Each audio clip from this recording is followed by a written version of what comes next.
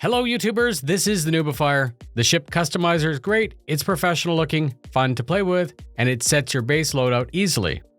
I've done 2 videos on the subject which are linked up for you right now, but since doing them, there's been some discussion and even more information. The channel's known for no bullshit, and if you like that, please help me by spreading the word about what I'm doing. Welcome to 4 reasons to wait before upgrading your weapons with the new customization system. This isn't a statement of how you should pledge in general or what you should do with your money. As adults, it's important to know what you're buying, know your limits, and then accept your own risk. This is just some food for thought, whether or not it's a good value.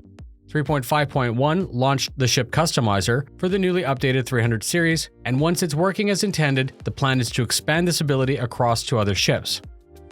Major visual customization, minor interior features like coffee machines, and the source of today's video, weapon packs that you can pay for with real money.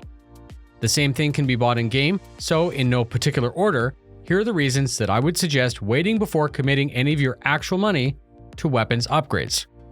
First, 3.5 gave us a new flight model, which not only altered the ship's flight balance, but 3.5 also added auto gimbal. Many, including myself, tested fixed weapons in 3.5 and found it to be such a disadvantage over the easier auto aiming system that in many people's minds, fixed weapons are no longer competitive. 3 of the 4 available loadouts for the base 300 are fixed. You're basically paying real money for a weapon pack that isn't the current meta, with no way to know if it'll ever become a good meta. Even if somehow it becomes the meta in the future patch, my second point is, as we inch closer to release, the past has proven that balance will constantly change. As CIG tinkers with the values, players change their strategy from patch to patch.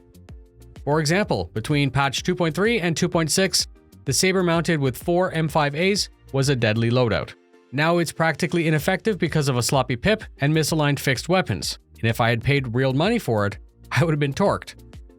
The third point has to do with value both in and out of game. Texas Skulls, who's a Twitch streamer, did a bunch of legwork with the stats. He did some calculations comparing the in-game cost of components versus the real-world cost. On the whole, he found that the player could grind and buy the gear in about an hour or 2 instead of paying up upwards of $30. The upfront costs are staggering compared to the minor effort just to buy it in-game. Remember that the point of playing the game is to grind for upgrades, save your money, and then buy it in-game. I have his most current spreadsheet linked up, plus his Twitch link, and I would ask for you to support him by following and watching.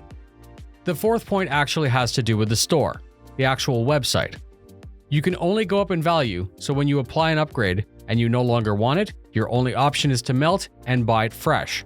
Buying fresh and trying again is fine if you only have 6-month insurance. If that base pledge had LTI, you'd need to use the quarterly unmelt token and upgrade it again.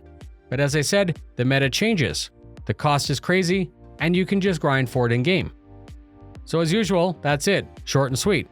I'd love to hear your thoughts on upgrading weapons. I'd like to hear whether or not you think it's a good value, and why. The community is only as strong as its feedback. Thank you very much for spending your time with me. Fly safe, and I'll see you in the verse.